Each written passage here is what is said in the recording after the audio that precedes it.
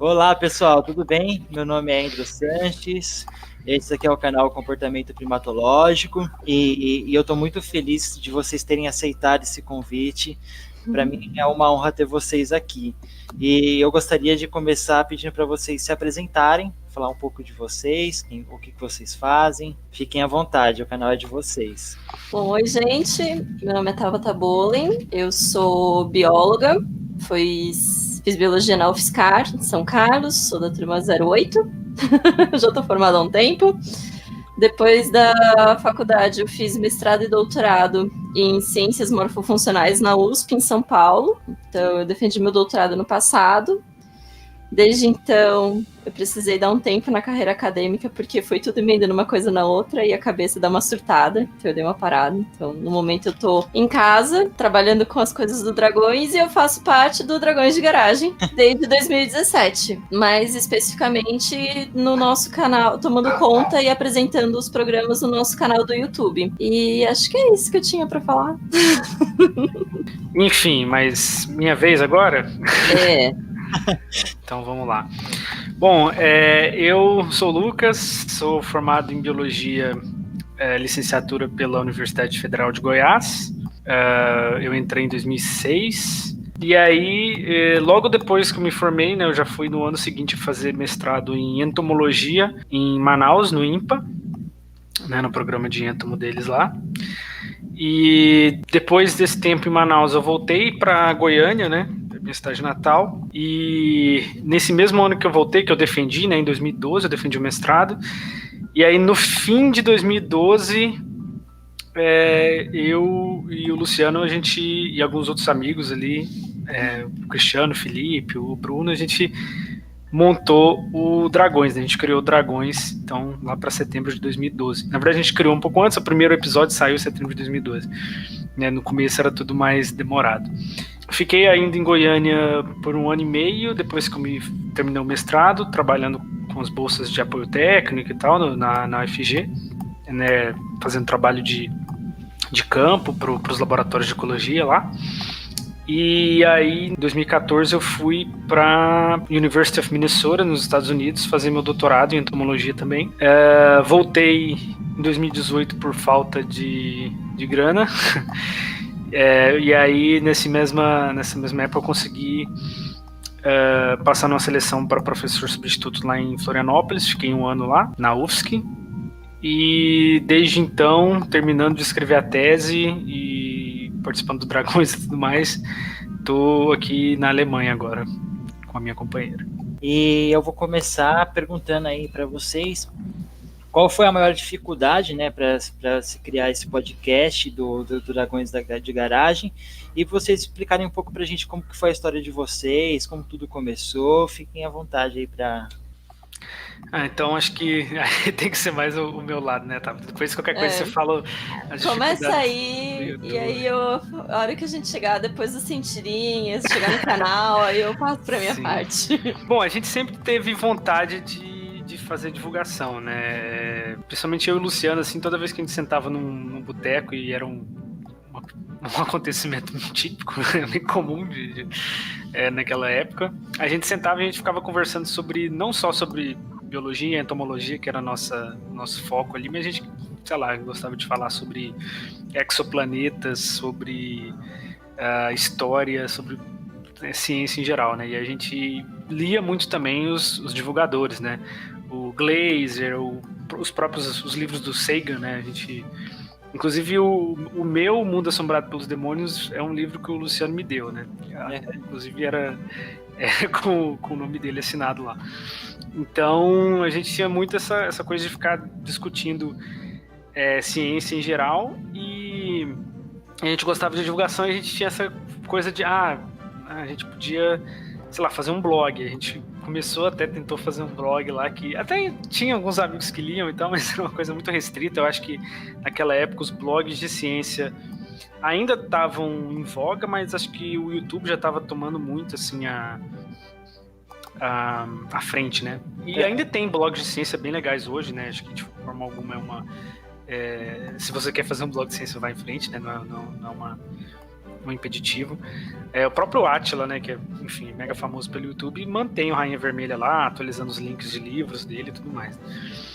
Mas aí a gente também gostava de podcast, a gente resolveu fazer um podcast de divulgação científica, mas nos modelos que a gente consumia mesmo, que era esse modelo de conversa de bar, né?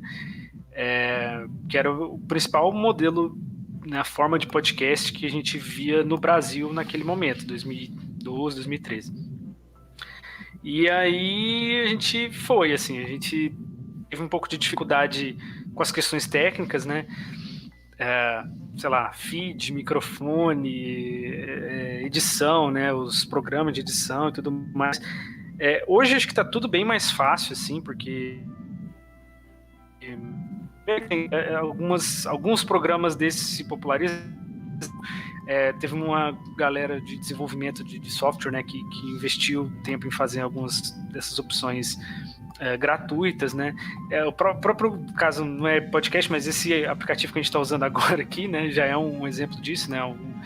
Essas invenções mais recentes que facilitam esse tipo de criação desse tipo de conteúdo, mas no começo era bem mais complicado, assim, e tinha poucas referências, assim, online da gente, principalmente em português, né, também, que a gente focava mais, de alguém ensinando a gente a montar um feed, enfim, qual o microfone que tem que ser, ou como deixar a gravação melhor na hora de gravar e tudo mais, e na hora de editar depois, como é que a gente diminuiria o trabalho de edição depois e tudo mais. Então essas foram algumas dificuldades iniciais, mas eu acho que mais do que isso, e foi uma coisa que a gente demorou, sei lá, uns 4 episódios assim, e depois a gente engatou, era a questão da frequência, né? Porque a gente, no começo a gente, vamos soltar episódio quando der, e a gente resolveu fazer um negócio com a frequência, né, quinzenal, que é o que a gente tem até hoje, e acho que isso ajudou a gente a estar sempre meio que no imaginário ali dos ouvintes, né? No início eram poucos, né? Eram mais os nossos amigos mesmo, mas a gente dava as caras aí na internet e isso acabou se espalhando, né?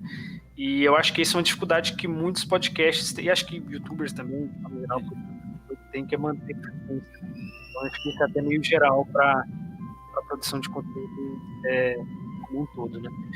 E é isso, assim, a gente começou com realmente, sei lá, quando a gente via 30 ouvintes no primeiro episódio, 100 ouvintes, né? Então não ficou só os amigos, talvez uma galera a mais e tal. E é aquilo. No começo realmente era bem pequeno, né? E a gente foi atingindo mais gente naturalmente, assim mesmo. Legal, obrigado aí por explicar como foi aí o começo aí do Dragões.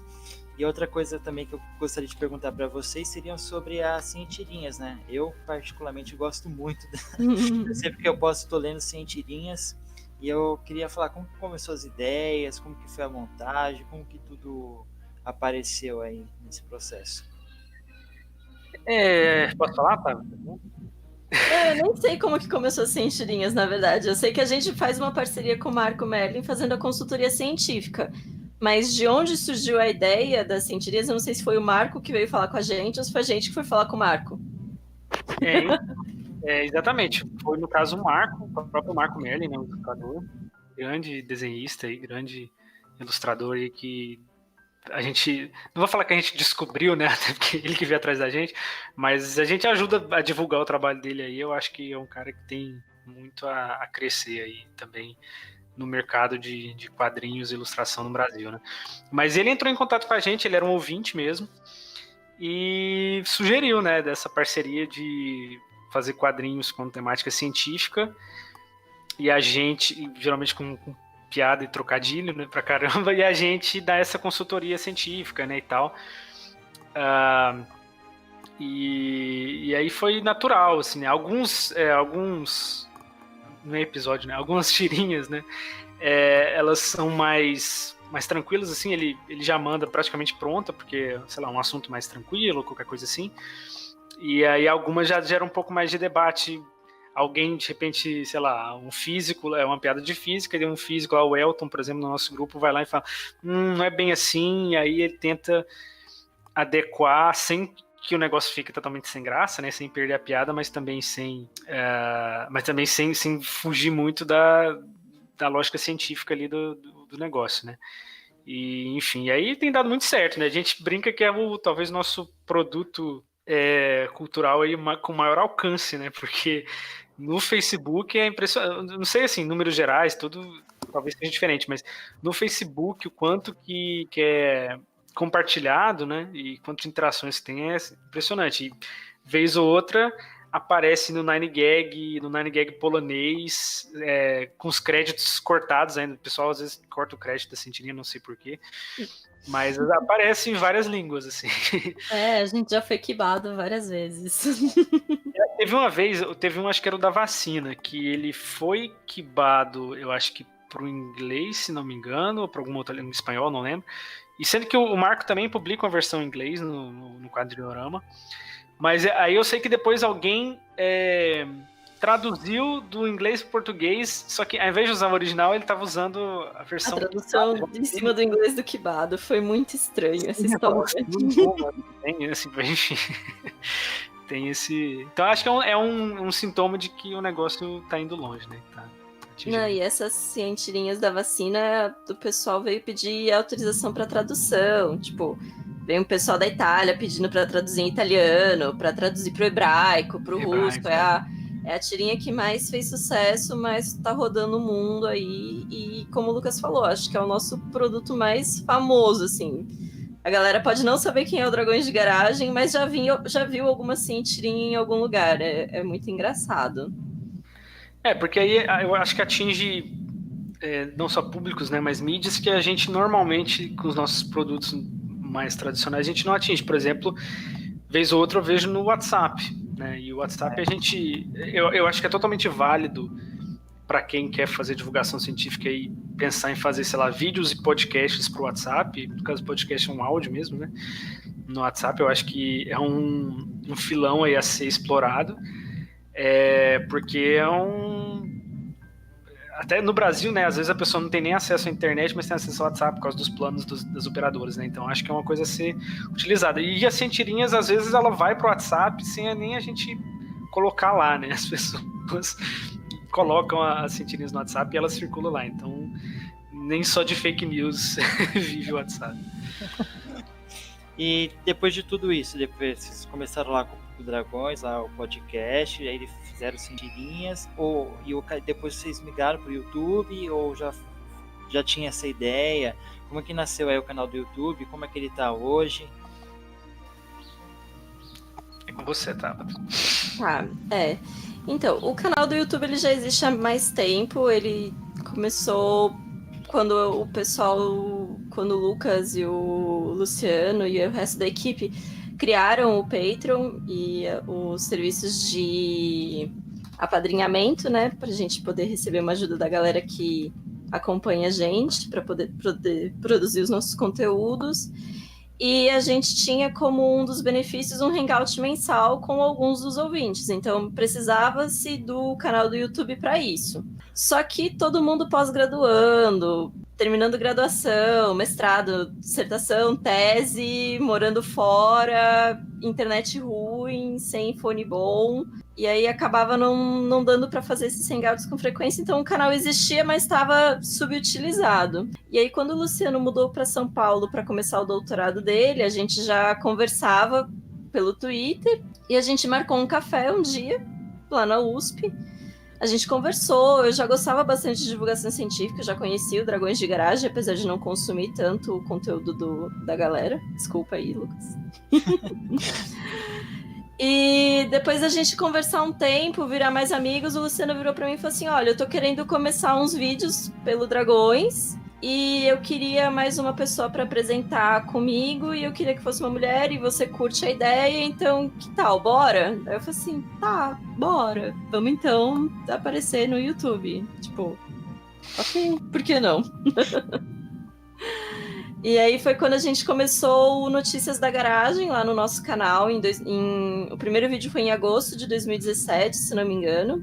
E a ideia era a gente falar sobre notícias, publicações acadêmicas de grande importância ou que sejam interessantes de forma curta. Então, se pegar os primeiros vídeos, a gente apresentava 1, 2, às vezes 3 artigos de uma só vez num vídeo. E a gente começou a falar assim, mas tem tanta coisa interessante para falar de um artigo só que falar mais de um fica muito grande. A gente não queria vídeos muito grandes. E foi quando a gente adaptou o programa para ser um artigo apenas por programa. E logo em seguida, de novo, pós-graduação, confusões das vidas pessoais, o Luciano precisou dar uma parada com o canal e aí eu assumi integralmente a responsabilidade de coordenar o canal, mas sempre com a ajuda de todo mundo da equipe, porque eu sozinha não ia conseguir produzir um roteiro sobre física, que nem é a minha área, ou de história, ou de arqueologia. Então, assim, apesar de agora ser só eu apresentando, a gente tinha o Fábio, que era astrofísico, a gente tinha o Luan, que era engenheiro astrônomo, aeronáutico. Fogueteiro. Ele é fogueteiro. A gente tem a Priscila, que é a nossa nutricionista, então assim, a gente acabou tendo uma diversidade bem grande. E quando eu terminei o doutorado, acabei voltando para casa dos meus pais no interior e, infelizmente, estava todo mundo também atrapalhado de novo. E os equipamentos vieram comigo, então agora tô só eu apresentando as coisas, mas continuo com a ajuda da galera para produzir os roteiros. E tem um detalhe aí também sobre o formato, né? Que a gente tentou fazer algo parecido no podcast, né? Originalmente tinha lá ia ser um spin-off, dependendo do financiamento, que era o Toco e Me Voe. Depois é verdade, o antigo Toco e Me Voe. Toco e Me Voe, extinto Toco e Me Voe. Quem sabe algum dia ainda entra alguma coisa.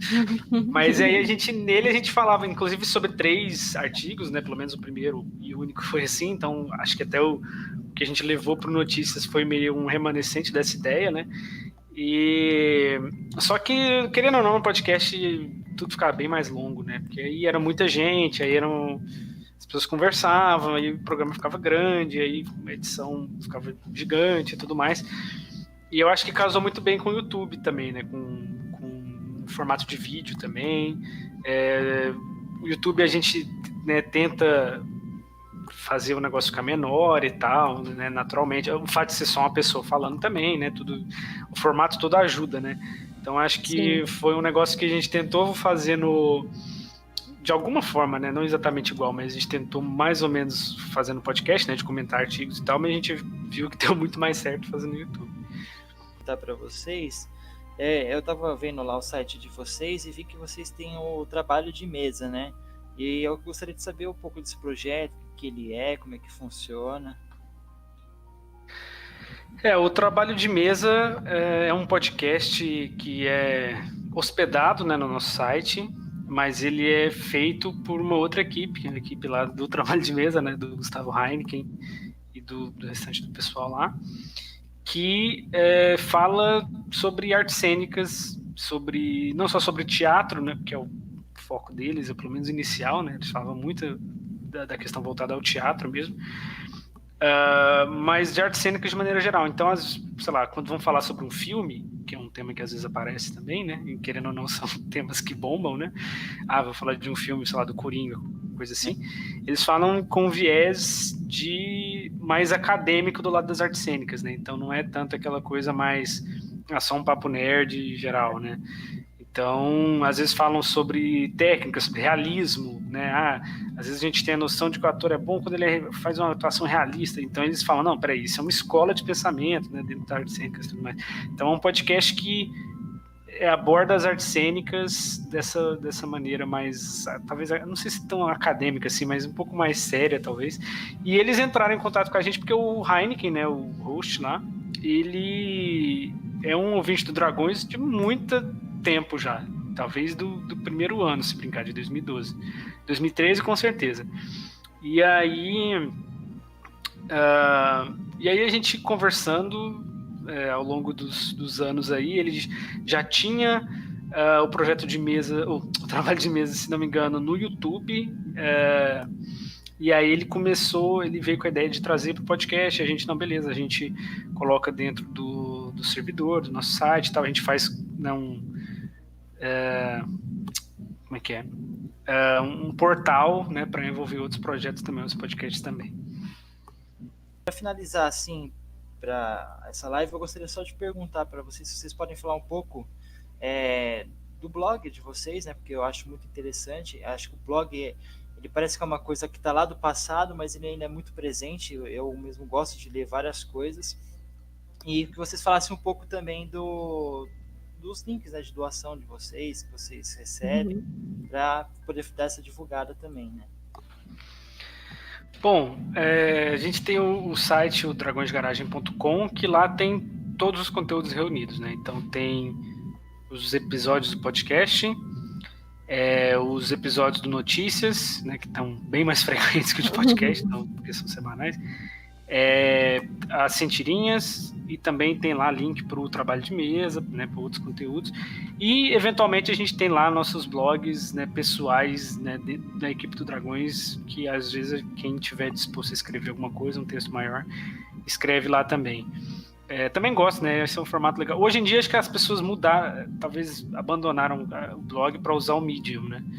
Talvez o Medium também seja uma coisa de um ano atrás, né? Hoje eu já estou vendo cada vez menos.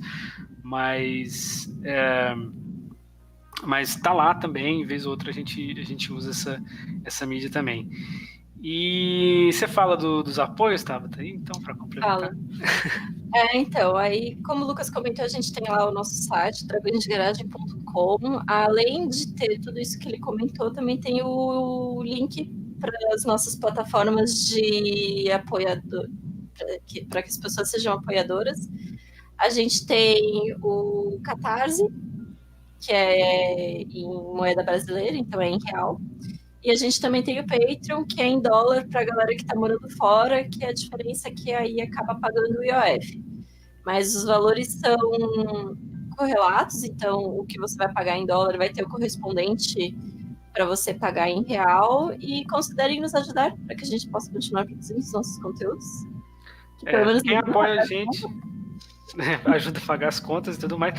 Quem apoia a gente tem o nosso grupo lá no Telegram, eu ia falar Telegram, no Telegram, né, a garagem lá.